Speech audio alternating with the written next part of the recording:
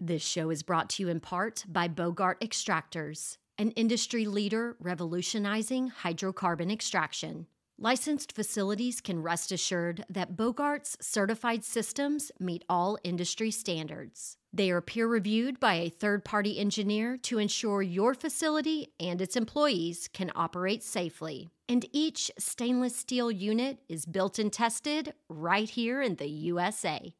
Bogart's functional extractors boast a faster and more cost-effective process with features like hydrocarbon falling films to supercharge evaporation rates, heavy-duty explosion-proof pumps for flammable liquid or vapor, industrial chillers capable of maintaining large tanks of solvent at temperatures well below negative 60 degrees Celsius. And Bogart offers extensive tech support and consultation services.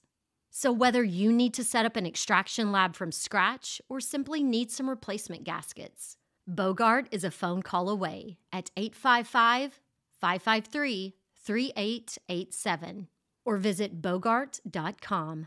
That's BHOGART.com.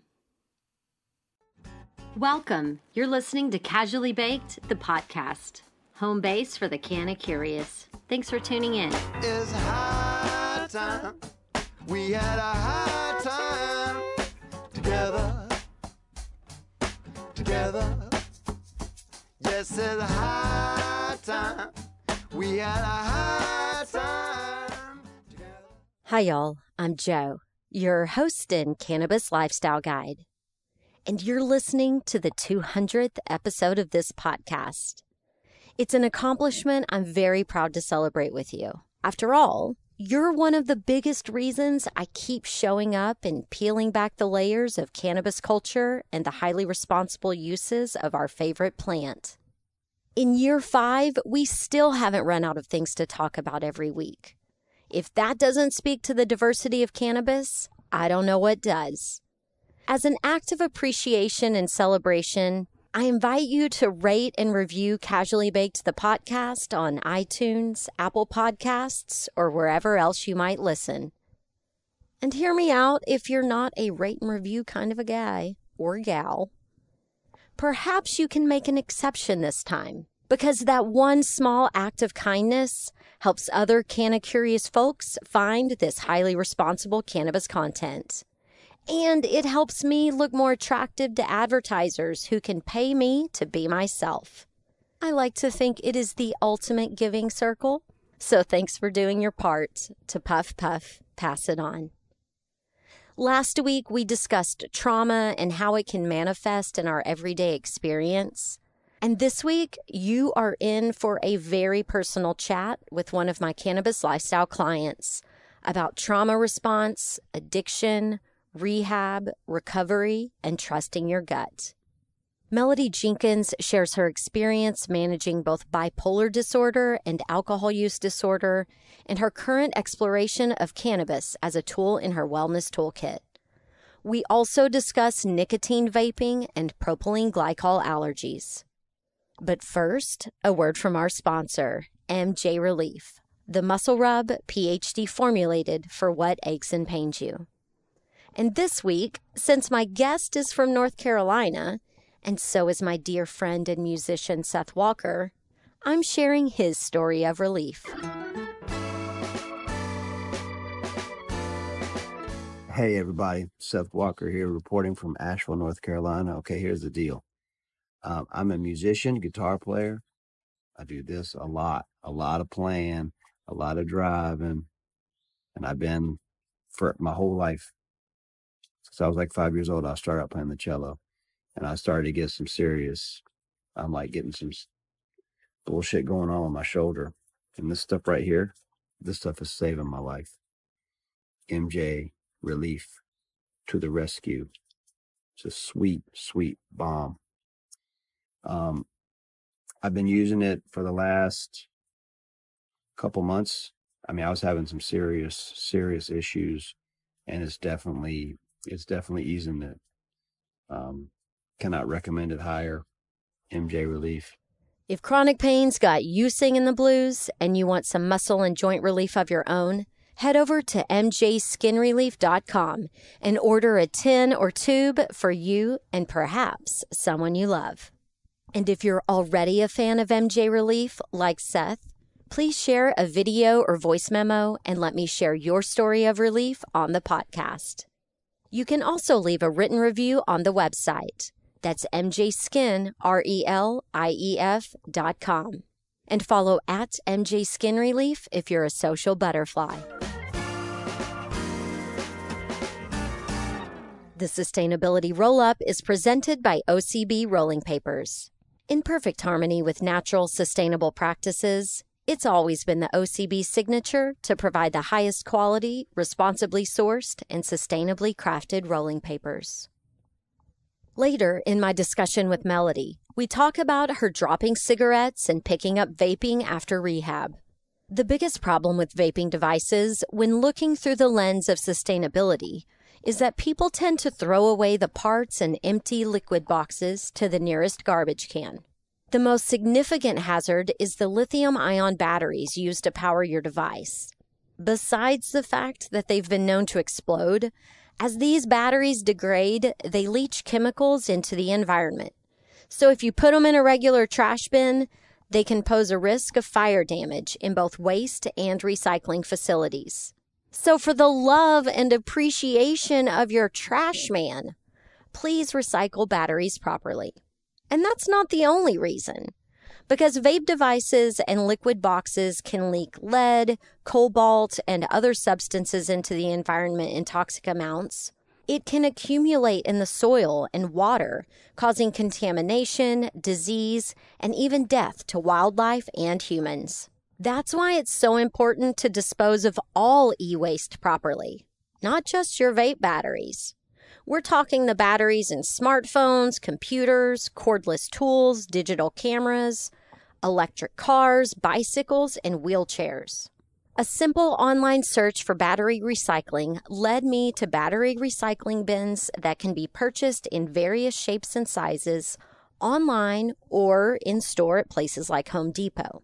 The cost of the box or bin should include shipping, handling, and all disposal fees. As for the nicotine bit, in the past, EPA regulations stated that any product containing nicotine or nicotine salts as a sole active ingredient and that weren't used as intended must be discarded as hazardous waste. However, a 2019 amendment to the rule updated the P075 nicotine listing and states that some FDA-approved over-the-counter nicotine replacement therapies will no longer be listed as hazardous waste. So that means your nicotine patch or nicotine gum and lozenges, they're okay to toss in the trash can. But those nicotine vape carts and batteries are still considered P075 hazardous waste. In 1980, the Environmental Protection Agency listed nicotine and salts as an acute hazardous waste.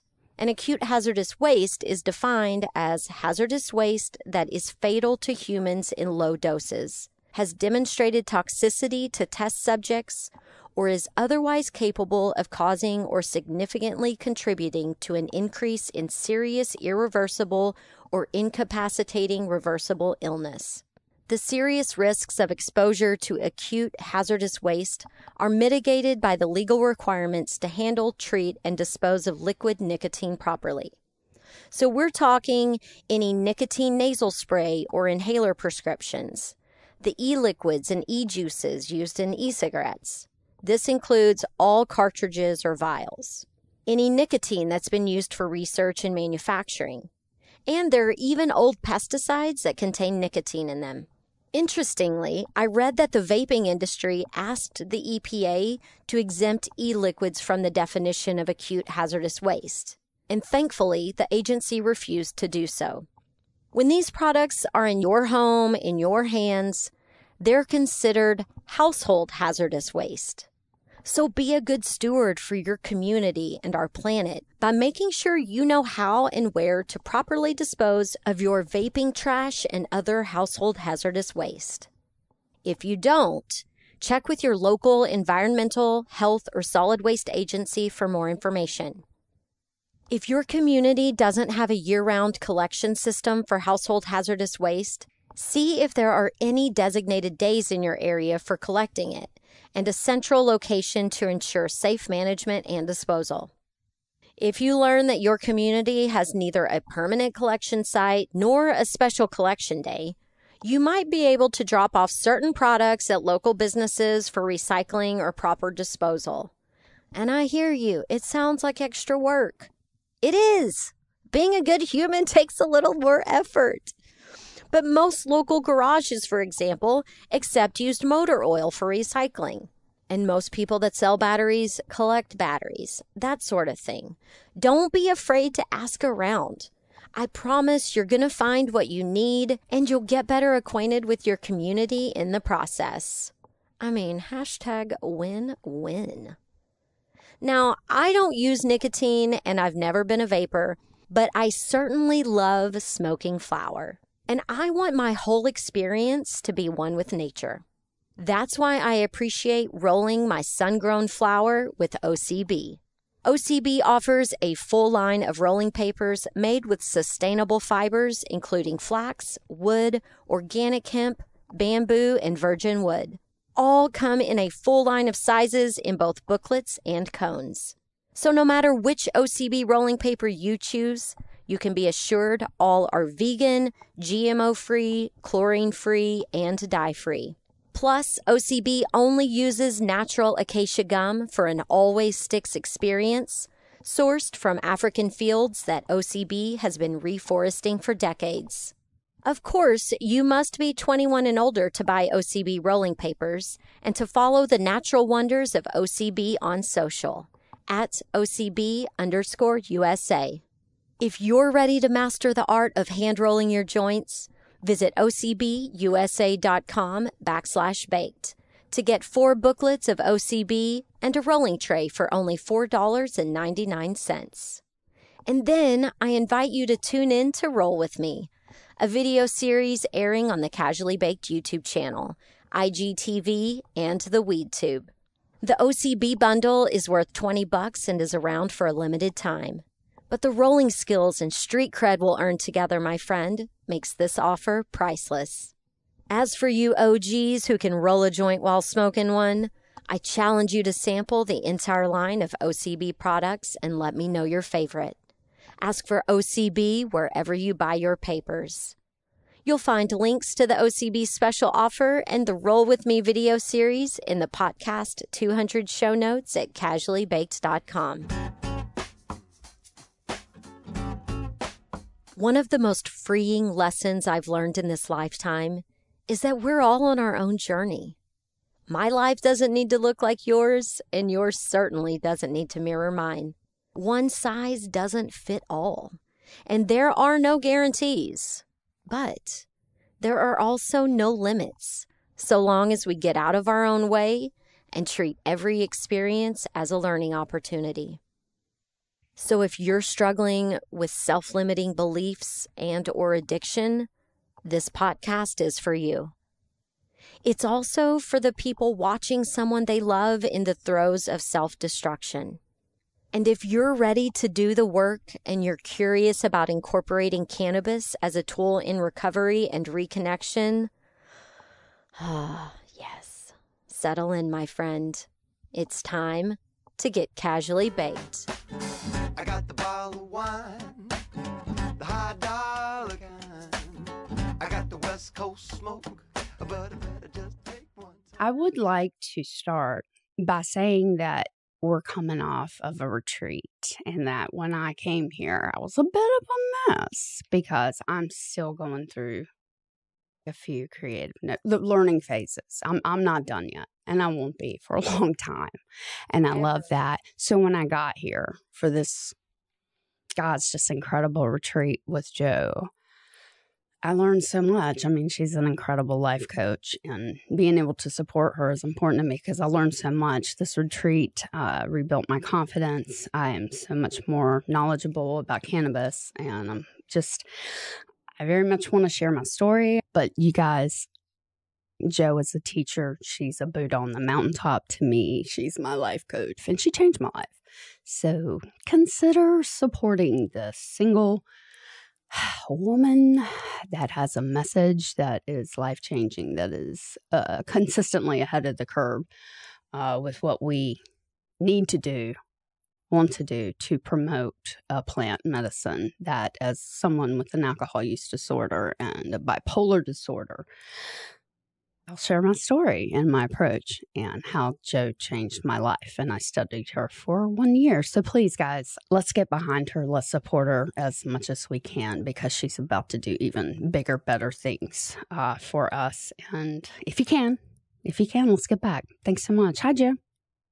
Welcome to the studio. So happy to see you. We're on the farewell part of our journey together. Thank you, Buddha Jo. Guys, I have to share that I have hired Jo as a life coach, and we'll get to my reasons, many reasons why. But my point is, I was her very first guest to her cannabis and wine retreats that she is now offering. I arrived in San Francisco for this retreat, bruised, a little depressed, a little bit confidence deprived, and that's definitely, hopefully, for another show. But my point is, when I got to the second, the third day. Are you ready to make bad days a thing of the past? I invite you to explore the why behind the things you do every day that make you feel awesome. In his new book, Make It a Great Day, author Jarrett Robertson shares small ideas you can use to feel your best. So the next time you're looking for ways to improve your day or mood, you're empowered to do just that. Your day can't control you when you follow this roadmap to thrive. Purchase Make It a Great Day on Audible or online at makeitagreatday.ca. Of the retreat with Jo, just being around her level of knowledge, her level of empathy, her level of friendship, her level of being a life coach and someone that I can talk to, share my story, get out my junk, which I'm still doing. I have my confidence back. I didn't know if I was going to be able to do this. It was magic. It was worth every dime. It was rewarding. So thank you. You've changed my life. And I'm just so honored to be here. And Jo's next vision for her business with these retreats, it's magic. If you are indeed a drinker, she can cater to you. If you do enjoy both, she can cater to you. I don't drink anymore. Thank goodness. It makes me break out of things. So she can cater this. It's at a magical farm. Guys, let's get behind this woman, this entrepreneur that has sincerely changed my life. I took a year and listened to her, and she gave me the confidence to be here today to share my story and my approach.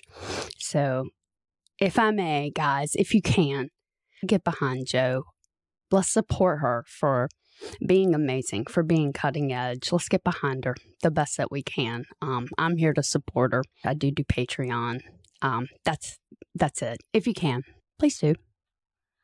Well, I've never had someone do a shameless plug on my behalf at the beginning of a show. So thank you. That was kind and heartfelt, and I appreciate it. And I'm really proud of you. And thank you. I would love to share the reason that you found me, why you were looking for a solution. So we can talk about the nicotine and the alcohol. And I think it's something that a lot of people either, struggle with silently or are curiously looking for answers. So either way, I think what you've been going through is worth sharing. So I appreciate you stepping up to the mic and sharing your story. So where do we want to start? Do we want to start in rehab? I've got a good place to start. So my story is I hit another rock bottom, and this one was a real just a gut punch to the soul in the shape of a black hole. This one was bad. It was riddled with some of my worst nightmares in front of certain people. So the next day after that disaster, I made up my mind I was going to go, back to rehab. And this time I was going to do it right. I'm 43 years old. This is a nightmare. It has to stop. So that's the beginning of my story. So I chose California, Southern California, and packed up my stuff, gave myself a week to drink and to get ready. And wow, I was organized like half of my suitcase and the other looked like I was drunk. So I go to California, and this time I am in the right place. This time I'm somewhere where I can get healed. Was the gravitational pull to the specific place. So I get there and I'm a disaster, but they give you time to go through, if you're going through withdrawals, to just get to a place where you can be coherent. I didn't take long, but I did take the 3 days I was devastated. So I took my 3 days, and then they're like, you have to show up for group now, mandatory, and I'll be there. I'm here to work. I was properly, finally confirmed after hiding from it and running from it as bipolar. So I have what you call a co-occurring disorder. My disorder is what I just said. My bipolar is very real. And alcohol use disorder. That's my classification. So the relief that came finally from a very well-respected psychiatrist that, yes, you're bipolar, a therapist that could recognize the bipolar in me, was life-changing. I was very resistant to any medication. I want to still be me. I was there to take my power back, and I wanted to still be me. So my hesitation, knowing that I would have to talk about certain parts of my past that I didn't want to. You know, my mother and I we wanted to skip it. We were scared of what we would say is what we would say to each other to avoid it, you know. So with that relief of, like I just shared, a proper former medical diagnosis, that made me feel better. To work with the therapist one-on-one, and this was twice a week, that understood me. He was the type of therapist I needed. I did not need to be broken apart because of my level of guilt. So I ended up with the right guy. And I worked hard. And I was told I worked hard. And it was life-changing. And I did, with my therapist walking me through it, start a drug that's called lamictal. It's also a generic Lamictal. This is a mood disorder medication. And basically how my therapist described it to me is I'm heavily more manic. So how this drug works is, my name's Melody. My therapist described it as the Dolby effect, if you will. It just kind of brings that manic way down and keeps the depression from going so low, which it can. We started very low dose, which made it more for my comfort level. And wow, we added a little bit more. I felt a little bit better. It was life-changing. And it was a relief because to me, to hear someone professionally tell me you were self-medicating, that comes from trauma. That comes from this. There are scientific reasons that we develop addiction. So you didn't feel like I'm just damaged goods. It's like, oh, yes, things happened, and my crutch, my drug of choice that I chose when I was 13, 14 years old. Yes. That's been my whoopee all these years. I didn't know what else to do. It was readily available. And when I did consume cannabis when I was younger, it worked for me. I was kind of the lookout for my tribe, if you will. And it served me well. And, typical, I progressed to drinking because it really would make me go numb. I was a blackout. And that started early. I knew.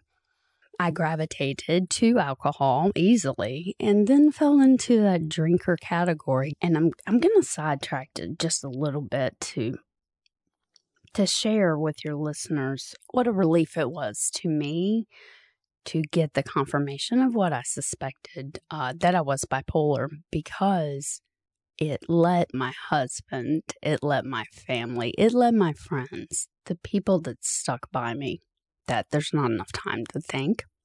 but I mentioned my husband first and my parents, to have that confirmation that I had indeed had a mental illness and was self-medicating, and not just someone who just wouldn't stop drinking for the hell of it. Make no mistake, I was on a mission to outsmart it, and I tried everything. Turns out, I believe I did outsmart it.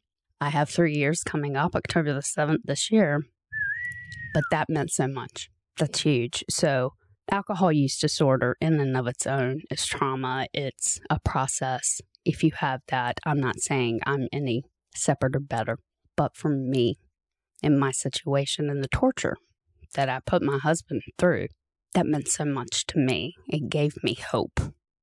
That's important. And you're right. You know, it's how you frame your own story. Yes. That's where you're acting from. So, you know, are you framing your story from that of a victim or that of an empowered doer who is learning and recognizing and realizing and taking and making those micro choices that will become the macro of their lives? And yeah, of course, it always feels good to be like, all right, I get it. I see my challenge. I know my purpose. Thank you.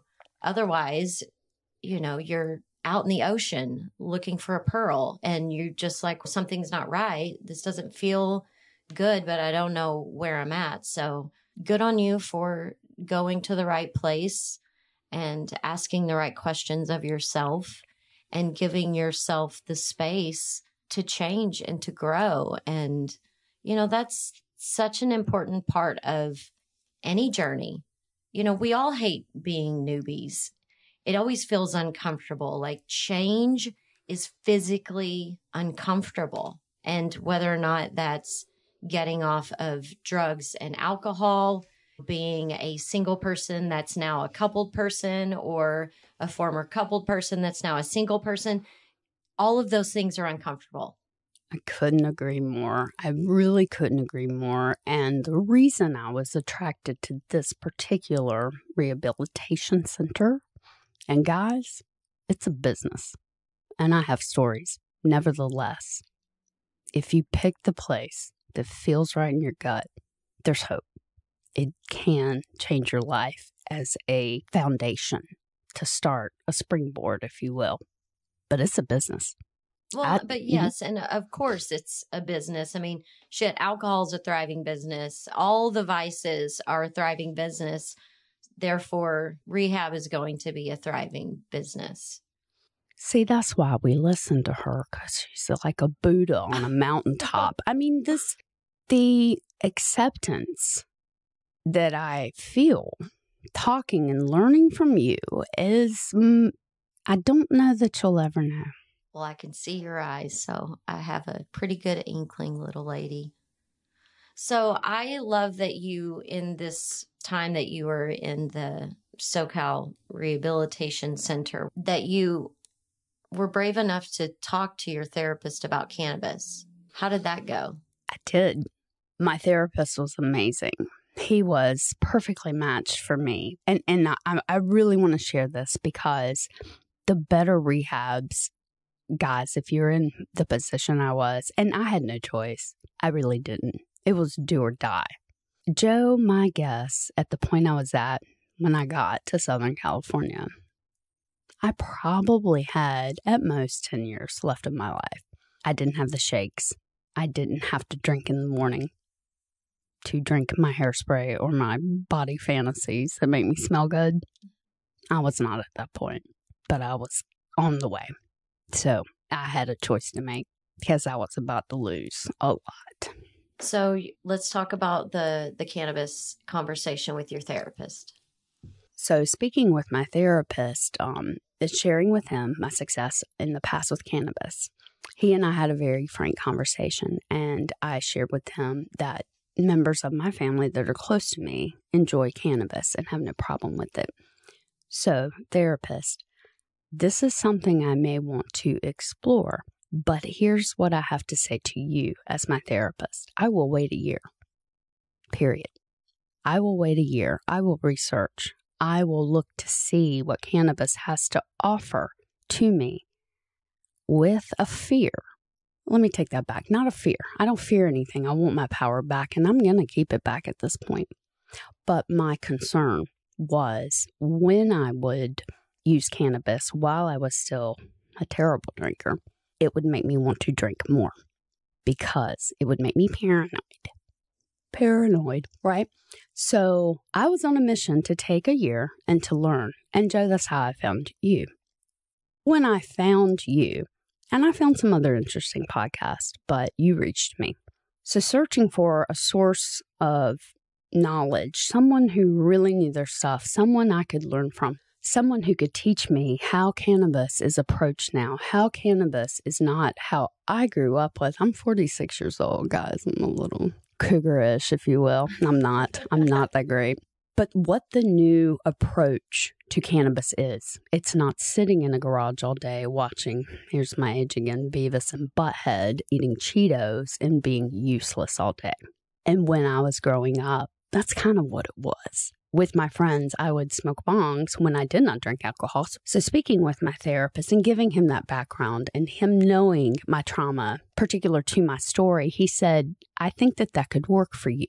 I think that your approach of waiting a year and educating yourself is smart. You have your own way of going about facing your alcohol addiction. And I think you're going to be okay in rehab, even though I was in sexy Southern California and pictures I would send my family, guys, it kind of looked like I was on vacation. And I have the personality that I'm not going to cry the whole time. You know, I'm a natural cheerleader. It served me well. So once I found Joanna Nuding, my Buddha, my life coach, my lifeline, to be honest with you, and was able to learn from her the cannabis approach, the microdosing, if you feel anxiety, drink some water, eat a bite, you know, just this powerful woman with a powerful message to promote plant medicine. And I'm here to reach anyone struggling with their DOC. It's a rehab term, guys. And if you haven't been to rehab, good. And if you have, you know what I mean. And it's drug of choice. One of the things that I noticed in both rehab experiences was the age group would define the drug or the alcohol. Fascinating. Both rehab experiences I would not take back. Even the first one, which is a disaster, and there's not enough time. So when I found Joanna, I took that year as promised to listen. And I was blown away. I was blown away by her approach. I was blown away by her level of knowledge. She gave me the confidence, once my year was up, to fly to a legal state as a responsible adult. So we went to the dispensary, and I mean, that was a completely incredible experience, but I wouldn't have gone in there with any confidence. I'd have been shaking had I not listened to you, Joe. I knew what to ask for. I knew what to say.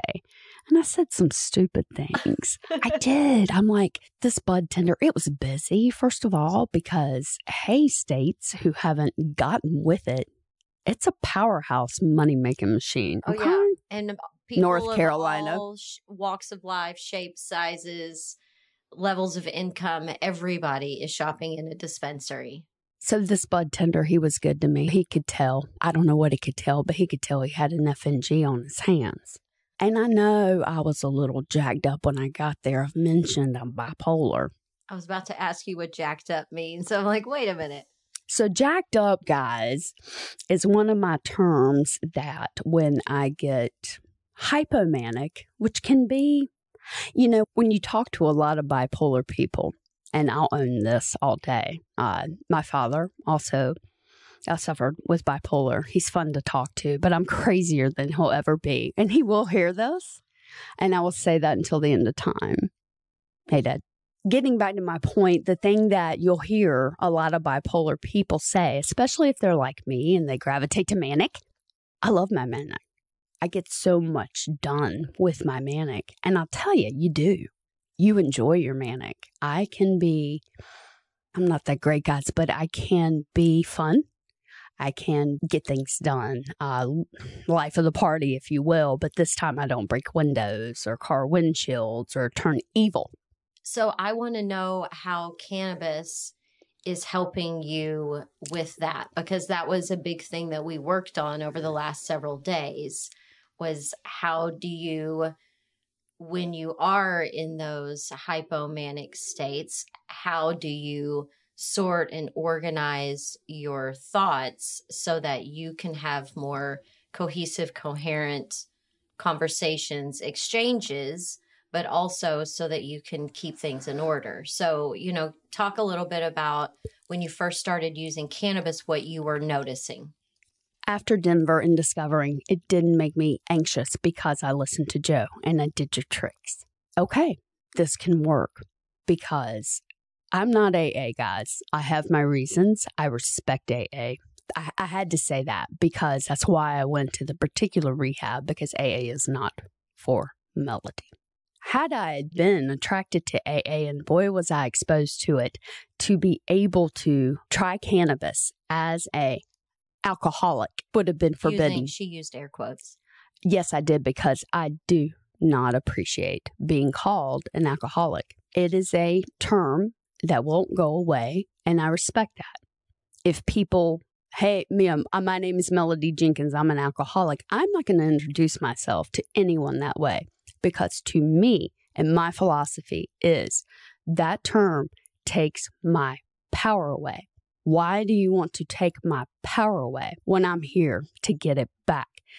And if you really want to turn me off, you're proselytizing. I do not identify as a Christian. I respect it. There's so many wonderful people. But if you proselytize, and that's one of the main things in my experience with AA was that, I will run. I do not control well. So I had to have something else. I had to have something outside of AA. And guys, there are things outside of AA. So yes, because you didn't follow the AA 12 steps, you were able to not feel guilt about choosing to explore cannabis as a potential whole plant medicine option. So you started doing that highly responsibly. You're microdosing, you're starting low, you're going slow. And so tell me what kinds of effects you were seeing from that. Absolutely. Well, they were huge. When I came back from rehab, I had, I have to remember, honestly, I'm going to go for 6 medications. And they're not going to give someone like me any kind of medication that is controlled. I do have panic attacks. They're real. They're rare. They don't take me down. But I am treated like an addict until the end of time, traditionally. I have found people who don't, therapists, my mental health medication, that don't treat me like an addict or a science project. And I gave a lot of them, this is a whole nother story, what I went through when I came back from rehab. I gave them reasons to want to, bless her heart, the first therapist. I gave her reasons to be concerned. And she is what she is. She's not a therapist. She's there to prescribe medication. Therefore, she wanted to put me on this and let's try that. And my dosage was not right. There was specific reasons for that. And I was in a space where maybe I needed more of this or more of that. But to answer your question and why I'm here is I lost half of those medications. You got to cut them out. They're gone. Yes. And exactly what you just said, you were already in an experiment with pharmaceutical drugs under a white coat supervision. And that's no different than what we do when we're discovering what works for us with cannabis. So the willingness to experiment is so important in either realm. So once you choose cannabis, because I'm going to finally pull this information out of you. And you will. You've cut off half the drugs, pharmaceuticals you were taking. Yes. By transitioning to cannabis. And what kinds of effects were you seeing from doing that? Well, first of all, I was taking a lot of pharmaceuticals because I lost my physical health. And I am going to get to that because I'm here to help people and really specifically share the story why I lost my physical health. But to answer your question, I lost the medications once I regained my physical health, and I had gotten rid of some while I lost my physical health. So the change I noticed was coherency, creativity, laughing, being sober all the time. For me, sucks. I'm sorry. I'm with Leonardo DiCaprio on the movie that's funny as hell when he did Quaaludes and fell out of his car. You guys know what I'm talking about. Oh, I mean, being sober all the time kind of sucks, guys.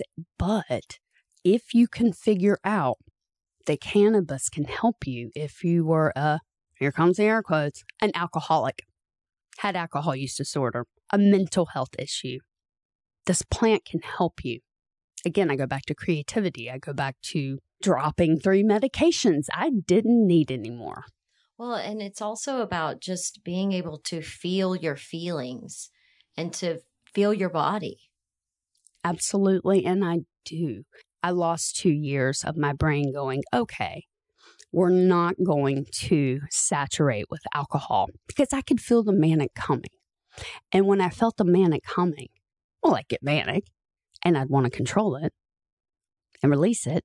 So glass 1 of wine, red wine, but it didn't stop. And the more I kept drinking, the dark came out. And then the more I kept, the blackout came. Oh, and here came the evil manic woman. I tortured my husband. He does have a little PTSD. That's another episode. But I do want him to hear me say that. I'm not going to mention his name, but he's a hero. And we will get through this. But I came here busted. And I'm back and able to be on the show because of you. And my mission, I mean, guys, there's different approaches. It's not just AA. If AA works for you, mad respect.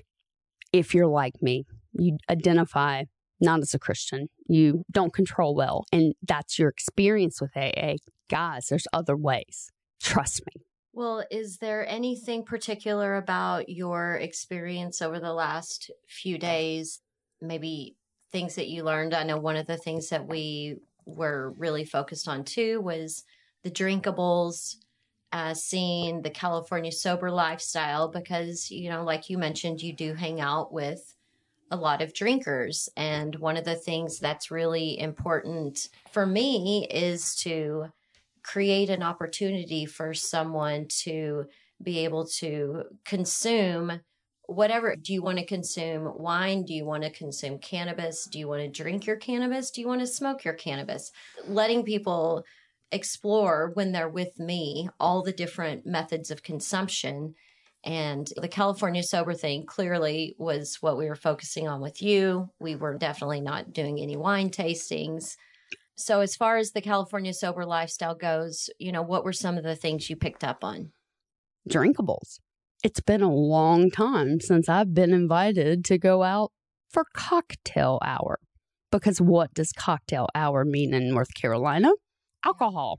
Everything is alcohol. So to be here and to be able to open a very small can with cannabis in it and enjoy it, you know, it's not so much that I'm included. This just makes sense. I'm not going to break anything. I can drive us home. I will have 1 can, set it down, enjoy my meal, make sure I'm okay, and drive us home. The hypocrisy that we're not legal and I can't go do that with the drinkers blows me away. It's hypocrisy. North Carolina, where I live, and the remainder of the states, tune in to this incredible podcast and get with it. Yes, get with it, she says. But, you know, the thing that I like about the drinkables is you can go one-to-one with somebody who's having a beer, but it also leaves your system at a nice cadence. So after the end of an evening, you know, after an hour and a half, like any kind of buzz you might have been feeling from that is now dissipated. And then you go and get into your cozy little bed and sleep like a bug in a rug and then wake up without a hangover. That's the beautiful part of it to me. It truly is. And I tell you, when people hear me say this, and when I say people, let me be specific. When someone who is AA, when someone is a diehard, you're addicted to one thing, it's going to be across the board. They're not going to like me saying that I had a hemp hop, that I had a cannabis seltzer. They're not going to want to hear that because it's too close to alcohol, too far to fall. Oh no, Melody, you've dropped one thing and picked up a next. I will deal with that. My husband will deal with that. Someone asking him in front of me 4 feet away if they can drink in front of me. I cannot. There's not enough time to tell you the education I personally am going to do with my philosophy. Please don't call me an alcoholic. Please don't ask my husband if you can drink in front of me when he has a glass of wine and you and I just had a conversation about how cannabis has improved my life. Don't do that to me. It's so disrespectful. Drinkers, don't put us there. If people are drinking around us, have a damn glass of wine. We're not going to fall apart. Because I'll tell you this, if I want to drink, I will get in my car. I will drive, I don't know, maybe a quarter of a mile to a gas station, and I can get all the booze I want. But you can't get cannabis. No, I can't. And the hypocrisy of that and where our drug culture is infuriating. What it's done to people of color, there's not enough time. Well, there is good news I heard on the horizon in North Carolina. Don't y'all have some medical law that's coming into play? What's going on there? We do. So we are in the process of medical. I got excited. I emailed my doctor. She shot me down. We're going to talk? Yes. Because, and now I know why, and I respect her. As a former real estate agent, she can't write in an email, yeah, of course I'll give you, as soon as it passes, you bet, Melody, you've got this, it'd be perfect for you. No. Doctors don't have the support, the knowledge, and we'll get into vape as soon as you're ready. But yeah, I was shot down, and it hurt. Because it's going to hurt me, and there's specific reasons why I will always be considered an addict, and that's so hurtful. We had that conversation while you were here about what that conversation might be like with your doctor the next time. And, you know, the one thing that I want to add, when you go back to your doctor and you have your supporting information and you have your own personal history, your dosage tracker, how you're using it, when Yes. you're able to present all of your evidence, if you still have a doctor that says cannabis makes you fat, lazy, yada, yada, yada, Right. the answer is finding a new doctor. Thank you for that. And I take my health very seriously now. I have nothing to hide. I do not have high blood pressure. I don't look bloated. I have lost significant weight. Alcohol, when you stop it, I mean, guys, it's sugar. Yeah. Right? And a lot of people, alcoholics, I'll say again, alcohol use disorder preferred, will gravitate to sugar and gain a lot of weight because they are putting something in that hole. Oh, yeah. Yeah. But I used cannabis and it worked listening to you. And I'm here and I microdose. Again, I mean, I've learned a ton from you. You've provided a dosage tracker. I need to do that. I will not fuck up my life again. I don't have a choice and I don't want to. I think I have to add this because I really want, if there's someone struggling specifically with alcohol, there are alternatives, but we need to be mindful. We need to listen to experts like you, Joe. We need to track ourselves. We need to see how we feel with this. We need to see if we were productive that day. Were we creative? Did we have the space that we didn't have a meeting? We didn't have to drive.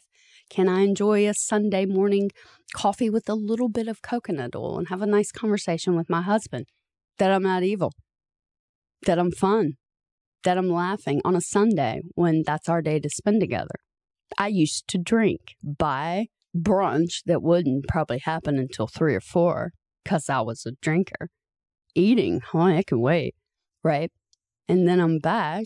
I make us brunch by 1. We have dinner. I go to bed. It's a lovely Sunday. It was a fucked up Sunday when I drank. That's what cannabis has done for me. And so if this is a plant medicine that's going to enhance my life, give me the ability to lose pharmaceuticals I don't need, then guys, let's rethink this. I'm not addicted to cannabis. It has enhanced my life. And I do believe in pharmaceuticals. I do. If I get cancer and I can hopefully beat it. I don't want my crystals and just cannabis. Okay, but I don't want that with me. Yeah. Yeah. The all or nothing approach to life in general it's just too extreme. Like there's always gray, and it's finding your own path through everything that's available and having everything that is available from nature seems like a reasonable place to start. Everything under the sun should be available to all of us, Absolutely. And to me, and I think where we're going with our research, that across the board, oh, you'll be addicted. She's substituting this. She's doing that. The things I'm going to face, especially with the older generation. You're making me bulletproof. I will go back to that doctor. I don't know if I'll be titanium, but I will be so much more able to communicate with her with the level of current research, why this is. And she, through who she works with, said, Melody, we support you. She can't email you certain things because she's a medical doctor. We're not there yet. And I understand that. So I am going to stick with her. They are beside me and behind me. That's just where my state is right now. Yeah.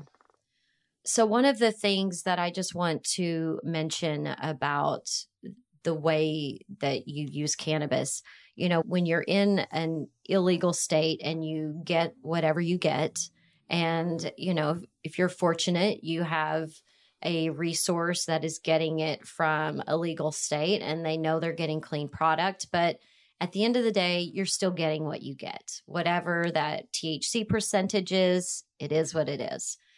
So now, you being here in California and me being able to have a plethora of things to choose from, we were able to experiment every day when you were just awake, nothing was in your system yet, and being able to try out a 4-to-1 CBD to THC or, a strain that was 10% THC and 7% CBD. And then maybe another one that was the, opposite of that.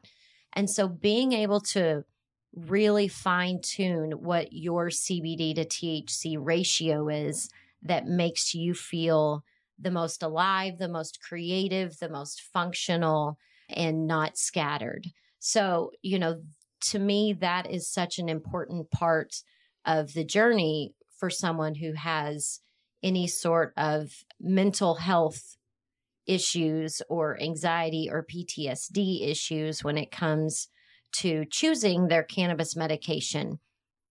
Leave yourself a lot of room to experiment, and your answer is never going to be high THC, no CBD. It's just not ever going to be the answer for you. So, I appreciated being able to have this time with you to not only, I've done this for myself. I coach people on a Zoom call or a 1 hour or 1 hour and a half session, but never, 3-4 full days where I could see the progress. I could see how you functioned after having each one of those kinds and me feeling confident on helping you dial that in. So that was a fun thing for me to do. And, and so I just wanted to make sure that we kind of shared that with everyone. Absolutely. And I did indeed learn a lot. And I want to get to that. You saw what kind of shape I was in when I first got here. You see how I am now. Big difference. A big part of that was the education that I received from you. A big one was to, be in a legal state, have it in front of me. What am I buying? Because I have a wild allergy that revolves around vaping. Yeah. And I'm really here to share with anybody who may face this very rare allergic reaction. But to circle back, because I really want to address this and why you're such a powerful life coach. You asked specific questions at the dispensary to the bud tenders. I just was able to pick up on things that I can't in North Carolina because, I get it from the black market. I'm forced to.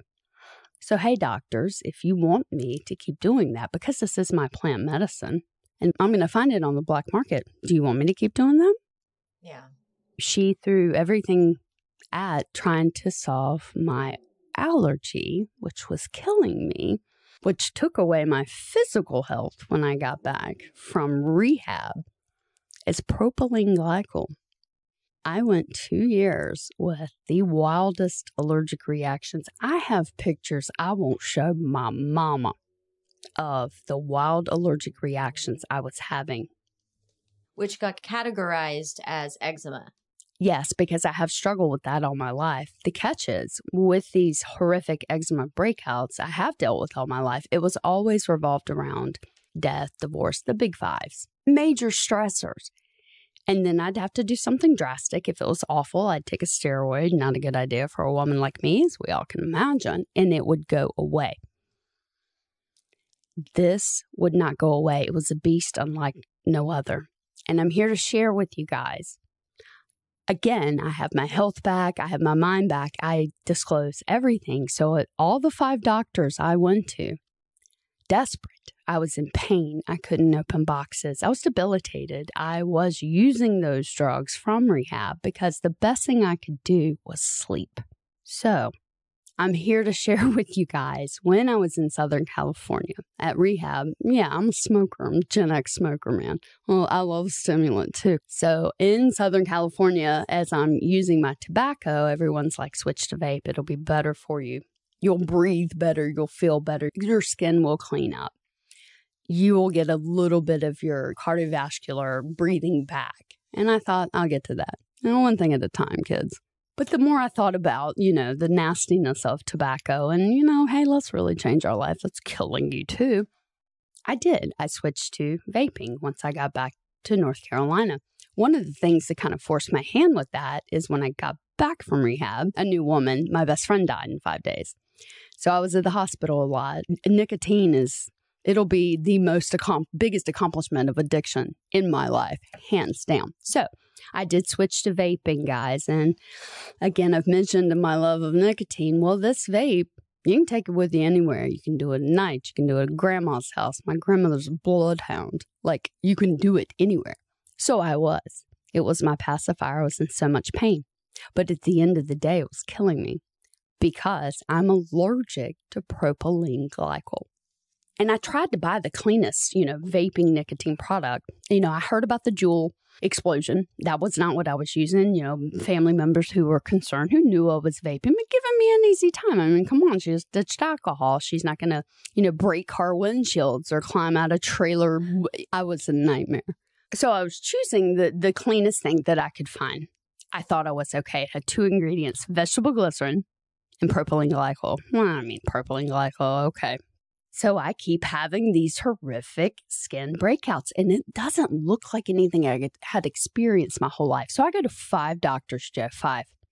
Every former tobacco, current nicotine vape.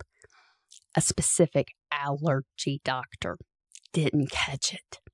His focus was to put me on Dupixent, which would have been an every other week biological injection into my thigh. I refused. There had to be another way. I was not going to give up. Well, and that was the culprit. Wow. Yeah. So what is this injection thing in your leg? Is that like giving yourself an allergy shot, or what was it for? It's called Dupixent, and it does specifically treat people who suffer with eczema. It's actually a neat drug if you have to have it. So what it is it is a biologic, and yes, I would have had to take a needle and inject my thigh with this biologic every other week, and I knew there had to be another way. I tried CBD, what I could get my hands on.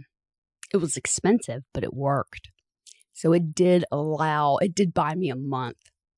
Unfortunately, that wore off because I was poisoning myself. CBD can't help me from killing myself. Got it. So the CBD was helping, but you were still consuming the vape.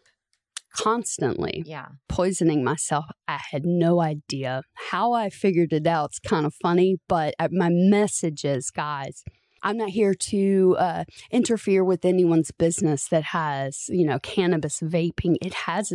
its advantages. Well, and we're talking about nicotine vaping. Correct. And nicotine vaping and cannabis vaping, that's like apples and oranges. But you need to have be wary of the same things. But you can get a cannabis vape that literally is just the oil, the resin. And the beauty of being with you in a legal state, hey, I can turn over the package and my guru and I can look to see the ingredients. Well, what do you know? There's not propylene glycol in it. I'm not going to turn into, again, pictures I don't want to even show my mama. It was awful. It was 2 years and no one caught it.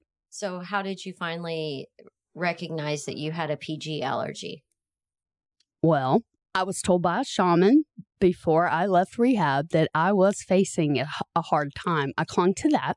Of course, I would have been like, no shit, shaman, I'm meeting you in rehab. Right. But this was one of, I think that's so funny. Oh my God. I mean, do you guys love her or what? I can't. Yes. As odd as that sounds, I am that type. And she, I guess, is too. And we gravitated towards each other. She was very powerful and meaningful to me. And I clung to that because I am that way, if you will. So how did I fix it? Well, my husband came up with Excel spreadsheets. He's the type that give me headaches. I hate Excel. And because of my age, the spreadsheets that they came up with, came up with, there was a correlation. I mean, I'm 46 years old. There's hormones. I mean, thank God I don't drink anymore. Oh, I mean, we threw the kitchen sink at it. All the diets I've had and eliminating So you're saying, okay, we're taking this food out for a week. We're adding this. We're doing this. So you were exhausting your diet, exercise, sleep, all of these different things. I would have licked pavement had my doctor told me to do that. We threw the kitchen sink at it and nothing works. Only one of the 4 doctors actually paid attention to what my husband did. How I finally figured it out was clinging to what the shaman told me and not giving up and really trying to focus. What is it that changed? And I was butt naked in the shower 2 years later and just something came over me. My husband and I had explored with a little tiny microdose of mushrooms, and I'd studied again, and I had asked that I'm hoping the powerful magic of mushrooms will give me my answer because I'm close to giving up. When you are going to consume whole plant medicine, it is always about asking the question and opening yourself up to whatever the answer is. And I fucking love what's coming here because you have followed the spreadsheet to a T, but your higher self told you. It just came over me. It's the vape. And I knew it. I knew it in my soul. I'm like, shit. And my husband and I just look at each other like, how the fuck did we miss this? But no doctor caught it. And no doctor caught it, Joe, because, again, the information in front of these medical doctors, they don't know what to say. They're missing stuff like this. So I'm on a mission. No, not to interfere with the vaping industry at all, especially cannabis. No. In a legal state, I can see, it doesn't have what can kill me. I can't see that in North Carolina. And sometimes I do choose that method of consumption. Not a lot. My favorite is edibles, but there are some instances where vaping is great. It took off, selling for a reason. Oh yeah, it's handy when I'm traveling, but I don't consume vapes anymore, really beyond that. And I'll be sure to include in the show notes the episode that Dr. V and I did talking about vaping when the vaping scare came out. Yes. A few years ago, and all those teenagers were getting whatever lung issues were going on, because she'll spell out all of this stuff. So if you want to get in the weeds on what are they talking about, what does that even mean, She gets all sciencey on it. So I'll include that in the show notes if you want to do a little bit deeper dive on that. I clung to that show. She's amazing. Please go back and listen.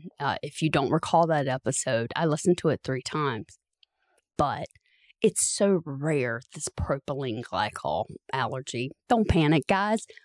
But if you're turning into the elephant man and it won't go away, see if you're allergic to that. It's the stuff that it was at my Motley Crue concerts that makes that smoke look.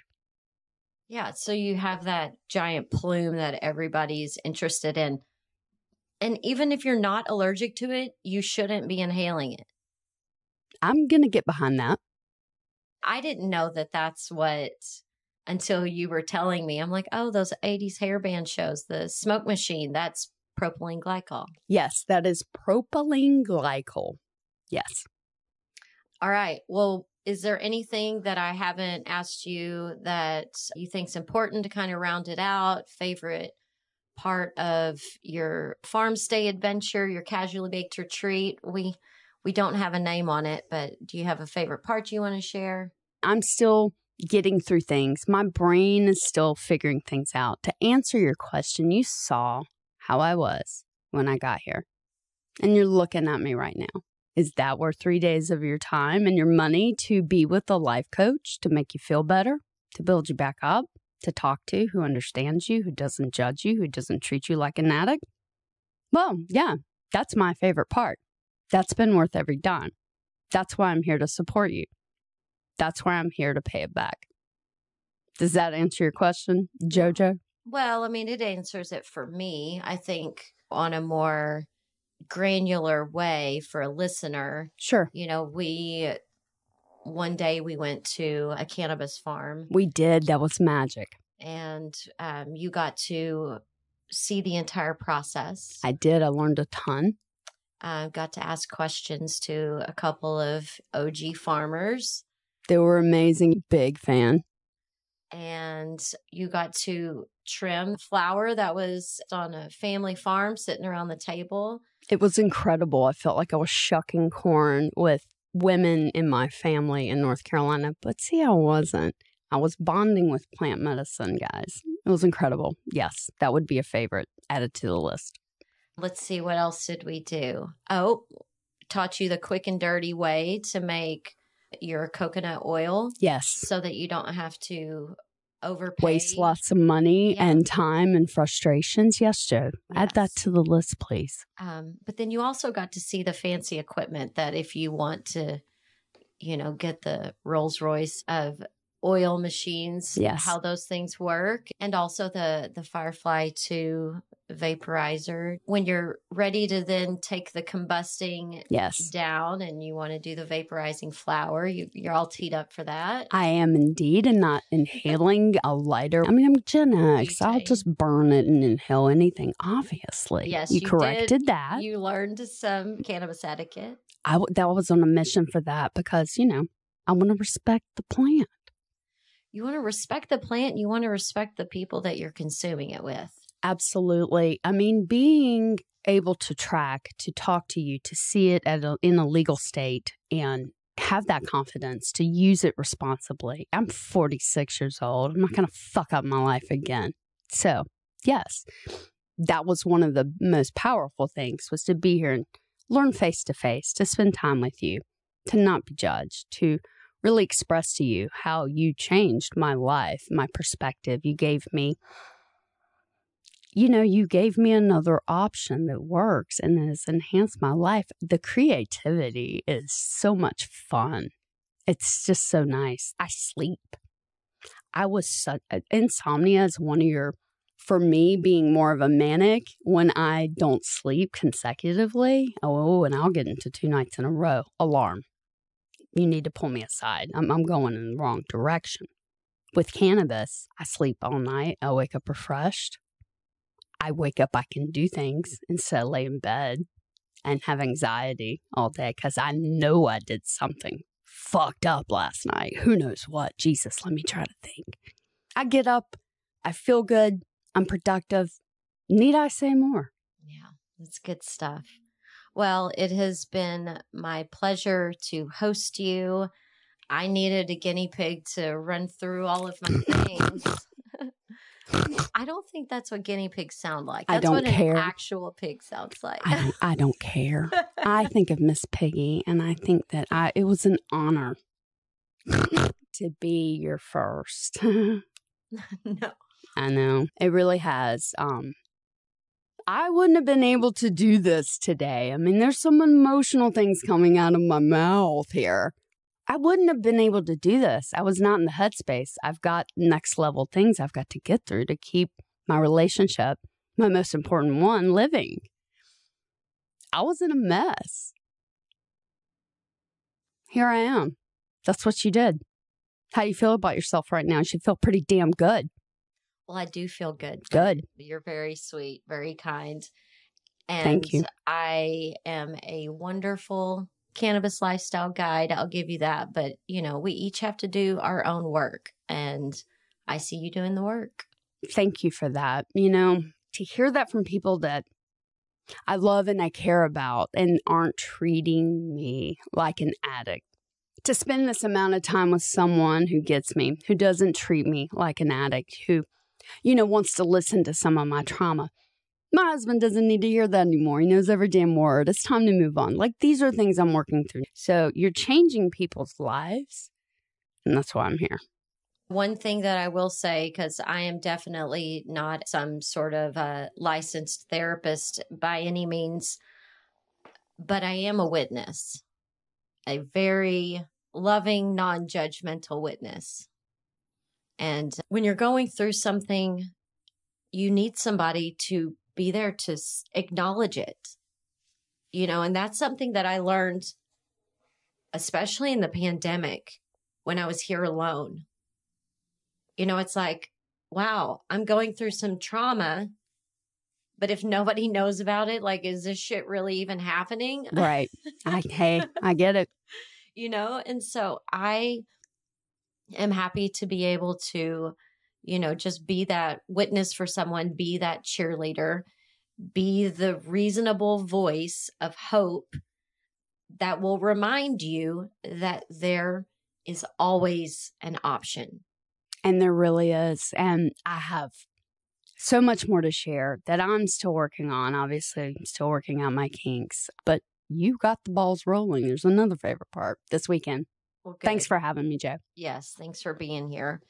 And if you are interested in learning more about having your own one-on-one or small group retreat in the wine and weed country, whether or not that's a celebration or a Canna Curious adventure to Northern California, you can go to casuallybaked.com/travel. And there's an interest form that you can fill out. I know our talk today was serious because, serious shit happens to funny people. So, Melody, thank you for allowing everybody to take a peek into your one-on-one time with me. And I look forward to watching you grow. This was an honor. I kind of can't believe I did it. And Jo, keep on keeping on.